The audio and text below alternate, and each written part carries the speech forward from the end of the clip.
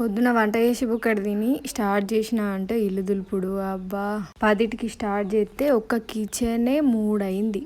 బాగా జిర్ర పురుగులు అయినాయని కిచెన్ మొత్తం కడుకొచ్చిన. నార్మల్గా దులుపుదాం అనుకున్నా కానీ కడిగిన. మేము నార్మల్గా దీపావళికే దులుపుకుంటూ కడుగుడు అంతా చేస్తాం కానీ ఎందుకో ఈసారి చెత్త చెత్త అనిపించి స్టార్ట్ చేసుకున్నా. కిచెన్ ఒక్కటి బాగా నీట్గా చేసిన కానీ మిగిలిన 2 రూమ్లు అయితే నార్మల్గా అట్లా దుడుచుకుంటూ వచ్చిన. సాయంత్రం 5:30 అవుతుంది ఇప్పుడు. వాడికి మా రూము బయట అట్లే మిగిలిపోయింది.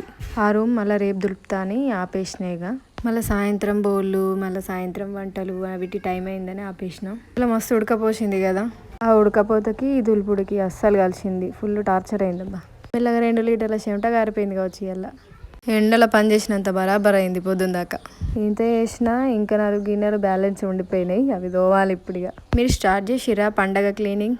నాకైతే దీపావళి నోములు ఉంటాయి కాబట్టి అప్పుడు ఎట్లా గడుగుడే కాబట్టి ఇప్పుడు జస్ట్ క్లీన్ చేసుకుంటాం. మీరేం చేస్తారు? దులుపుతారా కడుగుతారా? కామెంట్ చేయరి. అండ్ నా వీడియో నచ్చితే ఒక లైక్ చేయరి.